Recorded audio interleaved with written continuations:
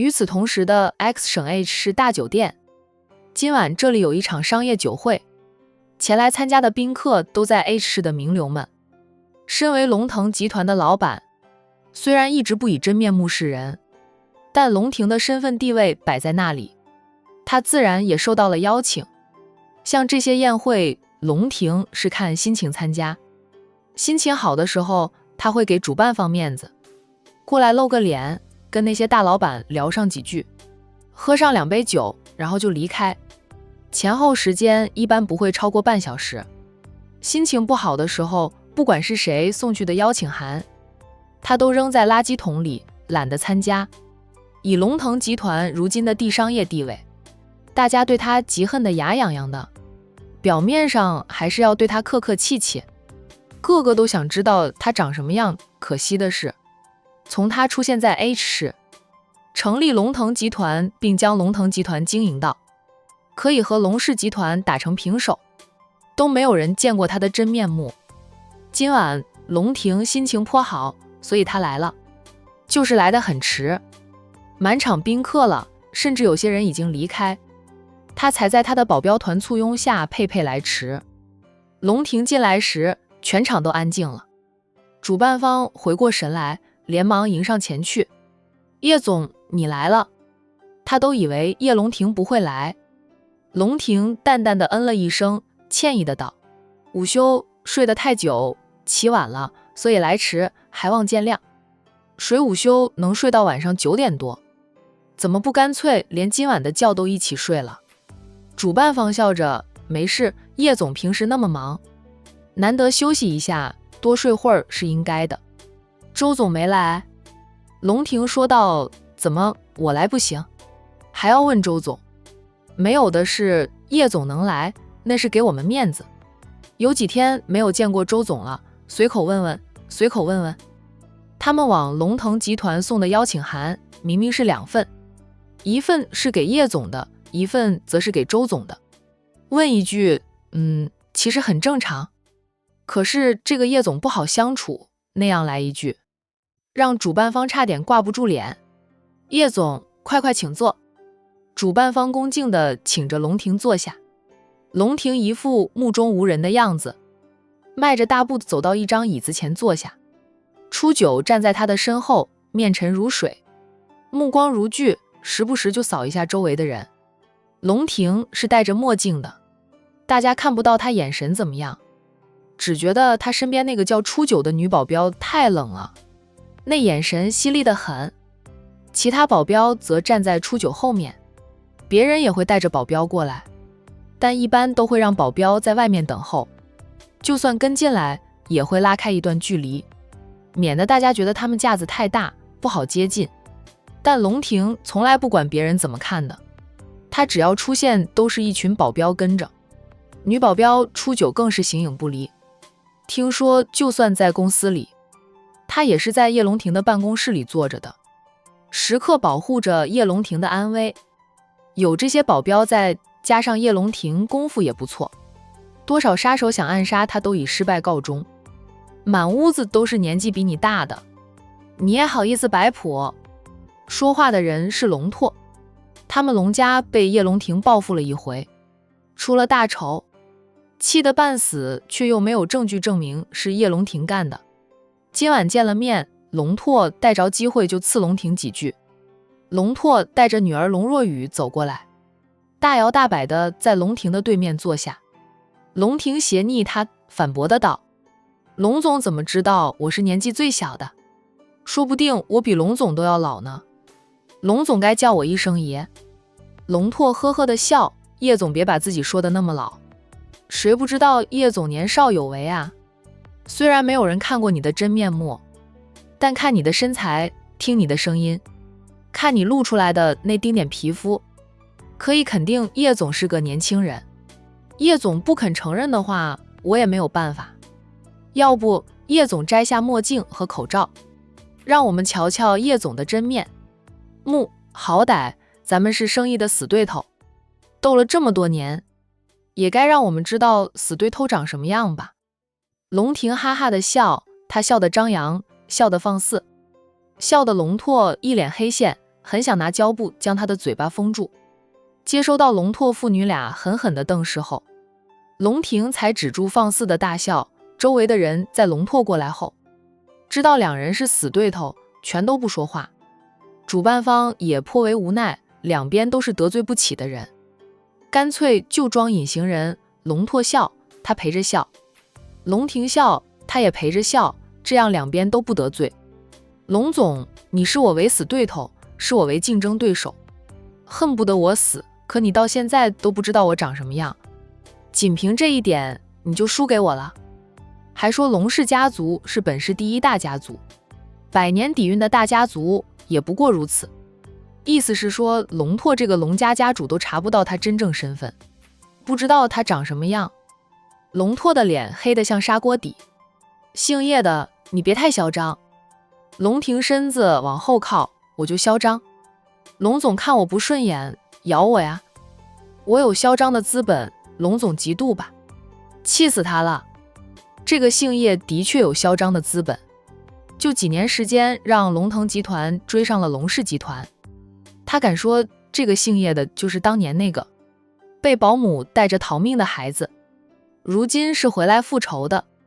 否则公司名不会取为龙腾集团，涉及到的行业也跟龙氏集团一样。可以说龙氏集团做什么生意，龙腾集团就跟着做，还做的比龙氏集团要好。苦于没有证据，这个混蛋戴着口罩和墨镜，不就是心虚，怕被他们认出来吧？叶总，龙若雨见父亲被龙庭气得半死，他起身走向龙庭，娇声叫喊，都说冤家宜解不宜结，两家公司都是做着一样的生意，何不成为合作伙伴呢？大家一起赚钱。他想在龙庭的身边坐下，但他才走到龙庭面前，距离还有1米远呢，就被初九拦住了。初九伸出手臂拦着龙若雨，冷冷的道：龙小姐，请你退后一点，我们少爷不喜欢年轻女性靠近。男人婆，你不是女人吗？凭什么你就能天天跟在叶总身边，却不许别人接近叶总？我看你是喜欢叶总，吃醋，不许我们接近叶总吧？就凭你，你也配得起叶总吗？让开！龙若雨抬手就推初九，他最讨厌的人就是初九。初九抓住龙若雨的手，反手一扭，将龙若雨的手扭到他的背后，痛得龙若雨低叫。想大声叫的龙若雨要面子，不敢叫那么大声，他好歹是龙家家主的千金。哦，是代理家主。初九这个贱人居然敢当众对他动手，以往派那么多杀手去暗杀叶龙庭和初九，怎么就杀不死这2个人呢？男人婆，放开我，放开我！初九不动，龙拓着急地站起来，命令初九放开我女儿。见初九还是不动，他看向龙庭，怒道：姓叶的，你就让你的保镖这样欺负我女儿？初九！龙庭淡淡地叫了一声，初九便松开了龙若雨。众人对此却见惯不怪。龙家的人不止一次挑衅叶龙庭，但次次都遭到这个叫初九的女保镖打脸。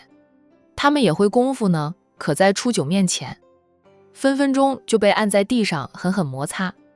龙若雨是龙拓的掌上明珠，在 H 上流社会这个圈子里，她算得上是身份最尊贵的千金小姐之一，没有人愿意得罪她。但叶总的女保镖却不将龙若雨放在眼里，就是龙若雨，只要她敢靠近叶龙庭，初九都会不客气地教训她，也是杀鸡儆猴，让大家都知道叶龙庭说了不喜欢年轻的女性接近他，大家最好就守着他这个规矩，否则就不要怪他不客气了。龙总，管好你的女儿，我讨厌她的接近，那深香水味我闻着都会恶心反胃，叫她离我远一点。龙庭话里话外都是对龙若雨的嫌弃，龙家为了揭穿她的真面目，真的是无所不用其极，连美人计都用上了。可惜这一招对她不管用。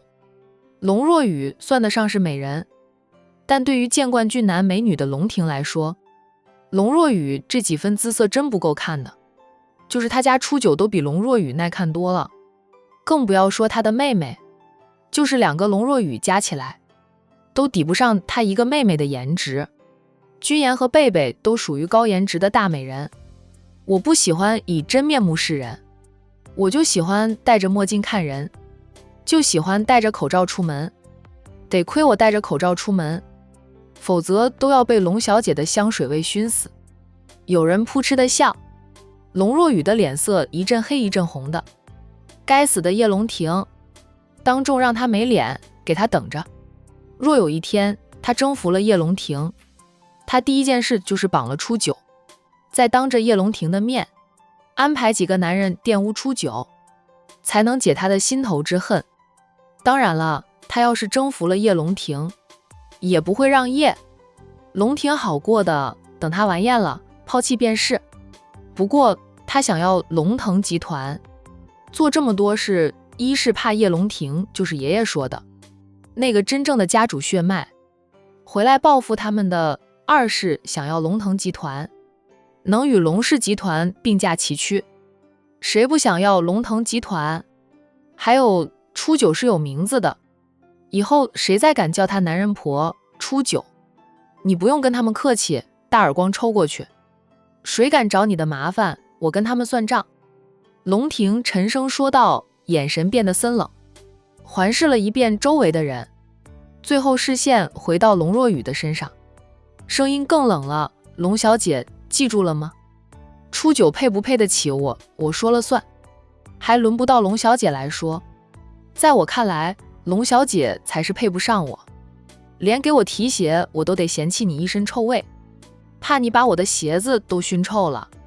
叶龙庭太过分了，他好歹是龙家代理家主的千金，叶龙庭当众给他没脸，害他丢脸，不用说，今晚的事就能传遍整个 H 市。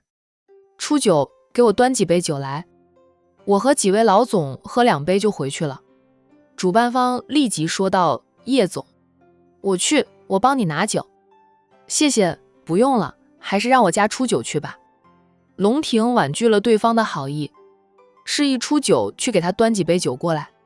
初九扭身便走，很快就回来了，用托盘端了一托盘的酒回来，有好几杯。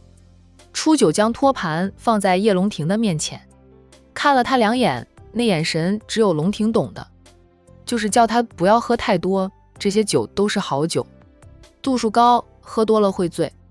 龙庭回以微笑，表示他知道了，心里却吐槽了2句，他家初九简直就是管家婆，什么都管，他要是不听他的，出了什么事，他能牢到他半个月，还会打电话给穆妈妈告他的状。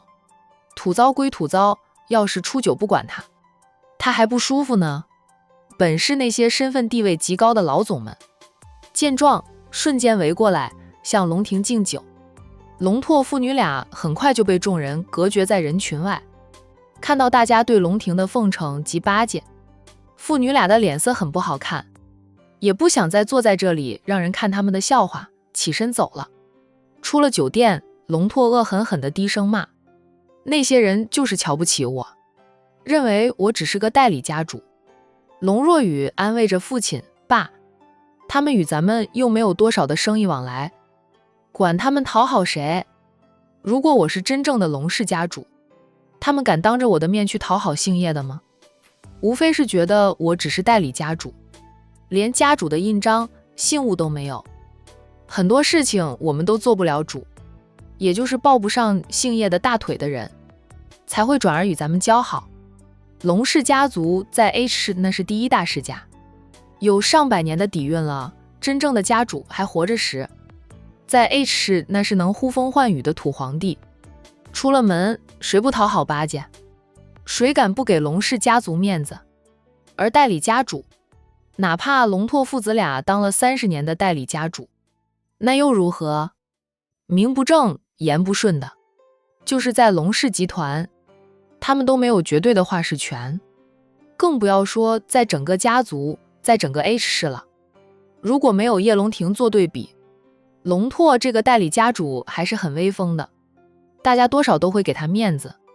自从龙腾集团追上了龙氏集团后， H 市商界便分成了3派，一派是跟着龙氏集团吃香喝辣的，与龙腾集团不对付；一派则是选择了龙腾集团，还有一派左右逢源，想着左右通吃的。大家都是做生意，为了生意，为了利益，他们选择跟谁合作，是人家的自由。但龙拓的社会地位却随之下降，他没有他爸那股狡猾狠辣的劲儿，虽说也心毒，但跟他比还是差远了。